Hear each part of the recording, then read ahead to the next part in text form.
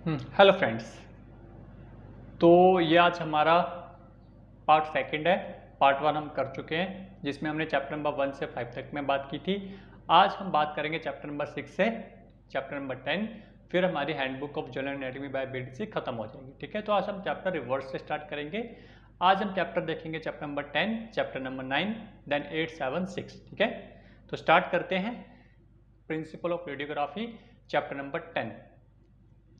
As a student of anatomy या as a student of medical field हमें radiography की basic समझ होनी चाहिए। ठीक है, अभी ऑफ कोर्स आप अपने स्टार्टिंग फेज में होंगे मेडिकल के, तो ऐसा नहीं है कि आप एक ही दिन में आप एक्सरे देखना स्टार्ट कर देंगे या आप एक्सपर्ट बन जाएंगे, आपको अल्ट्रासाउंड देखने को आ जाएंगे, एमआरआई से, ऐसा कुछ नहीं होने वाला। ठीक है, इसमें काफ़ी टाइम लग जाता है देखने में।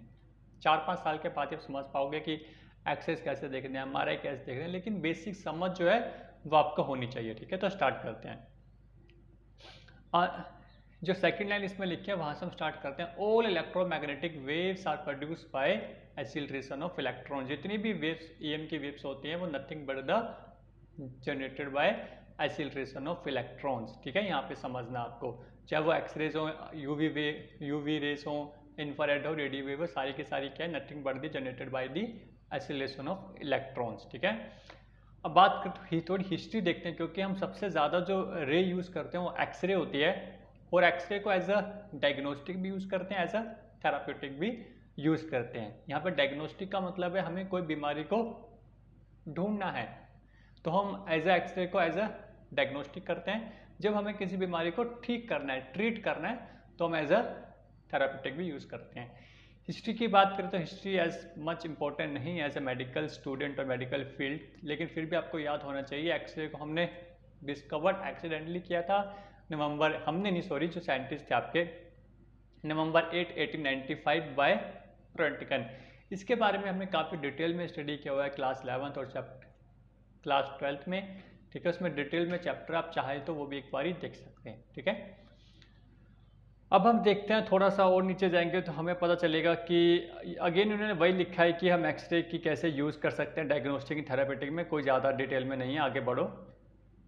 अब बात करते हैं प्रॉपर्टीज ऑफ एक्सरे। ये थोड़ी बहुत आपको आनी चाहिए, ऑफ कोर्स आपको थोड़ी बहुत आपको आती भी होंगी, क्लास 11-12 में आपने स्टडी किया होगा। तो सबसे पहली जो प्रॉपर्टी है द पेनिट्रेटिंग पावर। ध्यान रखना है आपको, जो आपकी एक्सरे है उसकी वेवलेंथ शॉर्ट होती है। अब जिसकी वेवलेंथ शॉर्ट होती है उसकी पेनिट्रेटिंग पावर ज़्यादा होती है। ठीक है, तो मुझे याद है जब हम नेट के एग्जाम देते तो उसमें आता था कि ईएम वेव्स को according to penetrating power arrange करो। ठीक है, तो यूजली एक्सरे की जो वेवलेंथ है वो शॉर्टर होती है, इसलिए उसकी पेनिट्रेटिंग पावर ज़्यादा है, वो डिफरेंट मटेरियल को इजली से पेनिट्रेट कर सकती है। ये आपको ध्यान रखना है। कभी कभी एग्जामिनर पूछ लेता है, वैसे तो पूछेगा नहीं कभी भी, क्योंकि फिजिक्स का क्वेश्चन है कि इसकी पेनिट्रेशन पावर क्यों ज़्यादा है, क्योंकि वेवलेंथ छोटी है। ठीक है, अब इसके बाद आ जाओ, थोड़ा सा नीचे चलो। तो radiography is based on the differential absorption of the X-rays. छोड़ो, इसके बाद हम आते हैं जो हमारे डेंस टिश्यू होते हैं, लाइक द बोन। जैसे हमारी बोन है, काफ़ी डेंस है, absorb X-ray far more readily than the soft tissue. देखो यहाँ पे एक्सरे की खासियत है कि एक्सरेज जिन डेंस टिश्यू में पड़ेगा, या मतलब ऐसे ऑर्गन है जो एक्सरेज को अच्छे से एब्जॉर्ब करेंगे, उनकी इमेजेस ज़्यादा बेटर आएगी एज कम्पेयर टू जो उसको अच्छे से एब्जॉर्ब नहीं करेंगे। और यहाँ पर देखने वाली बात यह है कि जितने भी डेंस टिश्यू होते हैं वो एक्सरेज को अच्छे से एब्जॉर्ब कर लेते हैं। जो चीज़ें अच्छे से एब्जॉर्ब होंगी उनकी इमेजेस अच्छे से बनेंगी, और जो सॉफ्ट टिश्यू होते हैं वो उसको एब्जॉर्ब नहीं कर पाते और उसको आने जाने देते हैं। ठीक है, वहाँ से जो रे हैं वो पेनिट्रेट हो जाती है। ठीक है, तो उसकी इमेज अच्छे से नहीं बन पाती है। तो हमारी जो डेंस टिश्यूज है लाइक बोन्स हैं, उनमें जो एक्सरे है वो अच्छे से एब्जॉर्ब हो जाती है, इसलिए उसकी इमेजेस काफ़ी अच्छे से बनती है।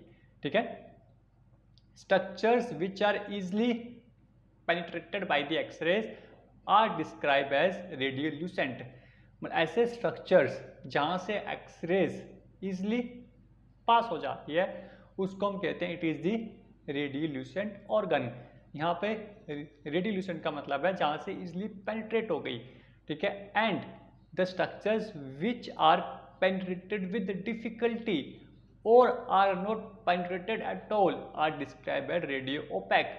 यहाँ पर रेडियो ओपैक ही हम एज अ मेडिकल फील्ड में यूज करते हैं। ठीक है, तो यहाँ पर कुछ इंपॉर्टेंट प्रॉपर्टीज बता रखी हैं।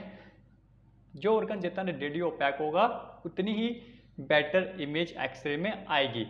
तो सबसे पहले हम बात करें एयर की, तो एयर की जो रेडियो ओपैसिटी है वो बहुत ही ज़्यादा कम होती है, इसलिए आप देखोगे कि एयर यूजली दिखती नहीं है। एयर के बाद आती है फैट, फैट के बाद आते हैं आपका सॉफ्ट टिश्यूज, सॉफ्ट टिश्यूज के बाद आते हैं बोन, बोन के बाद आता है आपका इनेमल, जो दांत होते हैं हमारे, इनेमल ऑफ द टीथ।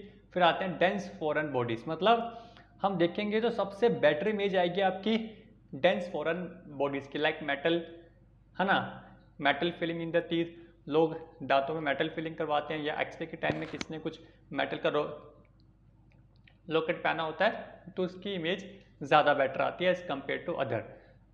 उसके बाद हम देखें enamel of teeth, enamel of teeth की इमेजेस उससे थोड़ा लो आती है लेकिन बेटर आती है। उसके बाद आते हैं आपके बोन्स, उसके बाद आते हैं आपके सॉफ्ट टिश्यू, उसके बाद आते हैं आपके फैट। सबसे बेकार जो इमेज आती है मैक्सिमम एयर की आती है, सबसे अच्छी आती है फॉरेन बॉडी की। ठीक है, आई होप यहाँ तक आप समझ गए होंगे। इसके बाद बात करेंगे जो सेकंड प्रॉपर्टी है वो है फोटोग्राफिक इफेक्ट। यहाँ पर आपको ज़्यादा डिटेल में पढ़ने की जरूरत नहीं, बस आप इतना याद रखना, X-ray films is made up of cellulose acetate, cellulose acetate की बनी होती है। यह आपके एमसीक्यू में आ सकता है। Which is coated on it's both side with silver bromide, उसके बोथ साइड में क्या लगा होता है, सिल्वर ब्रोमाइड लगा होता है, वो इतना आपको याद रखना है, बाकी छोड़ो। उसके बाद जो इसकी जो थर्ड प्रॉपर्टी है एक्सरे की वो है, वो प्रॉपर्टी आपकी फ्लोरेसेंट इफेक्ट। ठीक है, सर्टेन जो मेटेलिक सोल्ट्स होते हैं लाइक फॉस्फोरस, जिंक हो गया, सल्फाइड हो गया, ये ना जब उनमें एक्सरे की हम यदि फेंकें तो वो चमकते हैं। ठीक है, मतलब एक्सरे की प्रेजेंस में वो ग्लो करते हैं, ये भी इतना इंपॉर्टेंट नहीं है। अब बात करते हैं fourth property, that is biological effect. ये थोड़ा इंपॉर्टेंट है क्योंकि X-rays can destroy abnormal cells much more better than adjacent normal cells. X-ray की इस खास प्रॉपर्टी है कि जो अबनॉर्मल सेल्स होते हैं, मैलिग्नेंट सेल्स होते हैं, ट्यूमर सेल्स होते हैं, उनको डिस्ट्रॉय कर देती है as compare to adjacent normal, मतलब नॉर्मल सेल्स को इतना अफेक्ट नहीं करती as compare to abnormal cell. ठीक है, अब थोड़ा और नीचे आओ। लेकिन एक्सरे की एक डिसएडवांटेज भी है, ये खतरनाक भी होते हैं। ऑन रिपीटेड एक्सपोजर, यदि हम बार बार एक्सरे करवा रहे हैं तो आपकी हमारी बॉडी में डीएनए का म्यूटेशन हो सकता है, या बर्न हो सकता है वो एरिया, या ट्यूमर हो सकते हैं, कुछ भी हो सकता है। लेकिन सबसे इंपॉर्टेंट है एक्सरे की वजह से म्यूटेशन होना डीएनए का। जब डीएनए में म्यूटेशन हो जाएगा तो ट्यूमर हो सकता है, कुछ भी हो सकता है। ठीक है, तो थोड़ा ध्यान रखना है। अब जो एज अ मेडिकल फील्ड जो आपको सबसे ज़्यादा यूज़ करना है वो है रेडियोग्राफिक व्यूज़। मतलब आप जब लिखते हो ना, जब आपने देखा होगा डॉक्टर आपको भी लिखते हैं कि इसका व्यू कौन सा लेना है, एपी व्यू लेना है, पीए व्यू लेना है, ये इंपॉर्टेंट। तो आज की क्लास में आप समझोगे कि एपी व्यू और पीए व्यू क्या होता है और इसको हम कहाँ कहाँ यूज़ कर सकते हैं। बड़ा इंपॉर्टेंट है बेसिकली कि बच्चों को या स्टूडेंट को ये नहीं पता होता है कि एपी व्यू करवाना है या पीए व्यू करवाना है। ठीक है, तो स्टार्ट करते हैं इन एपी व्यू। सबसे पहले हम बात कर रहे हैं एपी। ठीक है, AP view, the rays passes from anterior to posterior surface, मतलब आगे से पीछे की तरफ एक्सरे की बीम जाएगी। मतलब मान के चलो मैं लैब में खड़ा हूं और एक्सरे की रे आगे से आ रही है, और जो मेरी बैक है, जो प्लेट होती है एक्सरे की, मेरी बैक उससे चिपकी हुई है, और रे कैसे आ रही है, आगे की तरफ से हमारी रे आ रही है। ठीक है, एंटीरियर पोस्टीरियर। ठीक है, AP view, the raises passes from the anterior, मतलब आगे से आ रही है, एंड कहाँ जा रही है, पीछे की तरफ जा रही है। और जो मेरा बैक सरफेस है, ये हमारी जो एक्सरे की प्लेट होती है उसकी साइड है। ठीक है, अब बात करें पीए की। पीए में क्या होता है, यहाँ पे एक्सरे कहाँ से आ रही है, पीछे से आ रही है। मतलब मैं घूम के खड़ा हूँ, मेरी जो बैक है वो जहाँ से एक्सरे ट्यूब है, जो मेरी बैक साइड है वो एक्सरे की साइड है, और जो मेरा फ्रंट है, चेस्ट है, प्लेट की साइड है। ठीक है, in PA view X-ray pass from the posterior to the anterior surface and anterior surface faces the X-ray plate. मतलब मेरा जो एंटीरियर सरफेस है नाउ वो प्लेट की तरफ है। The part of the body facing the X-ray plate cast a sharper shadow. कहने का मतलब है कि मतलब जो एरिया एक्सरे प्लेट की तरफ होगा उस साइड की इमेजेस ज़्यादा बेटर आएंगी। मान के चलो, अब मैंने क्या बोला, जब PA व्यू लिया मैंने, मुझे मान के चलो मुझे छाती का एक्सरे लिखना है, तो हम क्या लिखेंगे, AP लिखेंगे, PA लिखेंगे, क्योंकि छाती आगे की साइड होती है, पीछे तो आपका वर्टिब्रल कॉलम भी आ जाएगा। तो हमें किसी को चेस्ट का एक्सरे लिखना है तो हमें उसको लिखेंगे PA व्यू। PA व्यू क्यों? क्योंकि जो ट्यूब है एक्सरे आएंगी, एक्सरे की बीम पीछे से आ रही है और जो पेशेंट की चेस्ट होगी वो एक्सरे प्लेट की तरफ होगी। अब मैंने कहा जो पार्ट एक्सरे प्लेट की तरफ होगा वो मच बेटर आएगा एक्सरे फिल्म में, ठीक है। तो जब भी हम एक्सरे का चेस्ट है यूजली हम लिखते हैं तो PA व्यू में लिखते हैं, ठीक है। आप अपने दिमाग में फिट कर लो, जो भी पार्ट एक्सरे प्लेट की तरफ होगा उसकी इमेजेस ज़्यादा क्लियर आएगी, ठीक है। ध्यान रखना PA व्यू का। अब बात करते हैं AP व्यू। AP व्यू मान के चलो जब कभी हमें स्पाइन का, जो थोरैसिक स्पाइन का एक्सरे करवाना है, क्योंकि स्पाइन हमारी पीछे होती है, तो हम उसको लिखेंगे AP व्यू।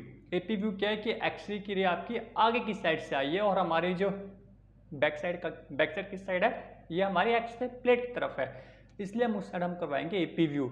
ये बहुत ही ज़्यादा इंपॉर्टेंट है रेडियोग्राफी व्यू देखना। बाकी और भी व्यू होते हैं, लेटरल व्यू होता है, right lateral view, left lateral view, उसके बारे में भी इतना डिटेल में नहीं। अभी आप प्रैक्टिस करो कि मुझे AP व्यू कैसे देखना है, मुझे PA व्यू कैसे देखना है, ठीक है। ज़्यादा नहीं, एक ही दिन में थोड़ा ना तो मास्टर बन जाओगे। उसके बाद इन्होंने कुछ और रेडियोग्राफी प्रोसीजर दे रखे हैं, लाइक फ्लोरोस्कोपी, ठीक है। तो फ्लोरोस्कोपी की बात करते हैं, जब हमें movements of the organ, like हमें किसी ऑर्गन का मूवमेंट देखना है, लाइक इंटेस्टाइन का देखना है, स्टमक का देखना है, लंग्स का देखना है, तो हम फ्लोरोस्कोपी करवाते हैं। इतना आपके लिए इतना नहीं है। सेकंड बात करते हैं प्लेन रेडियोग्राफी। अभी जो हमने बात की सारी क्या थी आपकी, प्लेन रेडियोग्राफी थी। इसमें हम बोन्स को देख सकते हैं, लंग्स को देख सकते हैं, साइनस को देख सकते हैं, ठीक है, या gaseous shadow in the abdomen की जो गैसियस शैडो वो भी समटाइम एक्सरे में आ जाती है। अब बात करते हैं कॉन्ट्रास्ट रेडियोग्राफी। जो कॉन्ट्रास्ट रेडियोग्राफी है, जब हमें होलो विसरा देखने, मतलब जो होलो मतलब ऐसे विसरा, ऐसे ऑर्गन जिसमें कैविटी होती है, तो हम कॉन्ट्रास्ट का यूज़ करते हैं। कॉन्ट्रास्ट एक टाइप का रंग होता है, कलर होता है, हम उसको पहले इंजेक्ट करते हैं, उसके बाद हम एक्सरे करवाते हैं, ठीक है। इसमें जो हम सस्पेंशन यूज़ करते हैं वो बेरियम सल्फेट होता है, इतना आपको याद रखना है। इसके बाद आगे आपके कुछ स्पेशल प्रोसीजर हैं, लाइक CT स्कैन हो गया आपका, ठीक है। इसके बारे में डिटेल में हम बात करेंगे कभी। फिर आपका अल्ट्रासोनोग्राफी हो गया। ध्यान रखना आपको, अल्ट्रासोनोग्राफी में हम इलेक्ट्रोमैग्नेटिक वेव्स यूज़ नहीं करते हैं। इलेक्ट्रोसोनोग्राफी में हम यूज़ करते हैं high frequency sound waves use करते हैं। अल्ट्रासाउंड आपको पता है एब्डोमेन का अल्ट्रासाउंड होता है, फिर गायनियोप्स में इसका यूज़ किया जाता है। इसका यूज़ क्यों किया जाता है गायनियोप्स में, हम एक्सरे का यूज़ क्यों नहीं कर सकते, क्योंकि जो गायनियोप्स में तो बेबी होता है, प्रेग्नेंट होते हैं लेडीज़, यदि आप एक्सरे का यूज़ करोगे तो एक्सरे हार्म होती है, म्यूटेशन हो जाएगा, दिक्कत हो जाएगी, ठीक है। इसलिए जो अल्ट्रासाउंड है वो बेस्ट है, बिकॉज उसमें साउंड वेव यूज़ होते हैं तो कोई म्यूटेशन के चांसेस नहीं रहते हैं। इसके बाद आते हैं आपके MRI। देखो MRI के बारे में भी हम कभी बाद में डिटेल में क्लास लेंगे। या यहाँ पर आपकी strong magnet and pulse of radio wave, मतलब यहाँ पर हम क्या यूज़ करते हैं, रेडियो वेव्स यूज़ करते हैं, ठीक है। उसके बाद आपका ऐसा कुछ भी नहीं है। जो MRI में यूजली हम जहाँ पर ब्लड फ्लो हो रहा होता है हम उसके लिए यूजली MRI लिखते हैं। लाइक जैसे हो गया आपका ब्रेन के लिए MRI लिखते हैं, सेक्टर, ठीक है। हार्ट का करवा सकते हो MRI। उसके बाद इन्होंने कुछ और प्रोसीजर दे रखे हैं, वो आप छोड़ दो अभी। तो ये हमारा चैप्टर नंबर 10 कंप्लीट हो गया। अब क्योंकि ये थोड़ी लेंथी वीडियो जाएगी तो अपलोड में दिक्कत आएगी, तो इस वीडियो को यहीं ख़त्म करते हैं। फिर हम बात करेंगे चैप्टर नंबर 9 की, ठीक है, connective tissues, ligament and traffic, ठीक है। उसके बाद हम चैप्टर 6, 7, 8 की बात करेंगे। आई होप ये आपको चैप्टर से समझ आ गया होगा। आपको जो ज़्यादा फोकस करना है वो रेडियोग्राफिक व्यू में करना है। Thank you.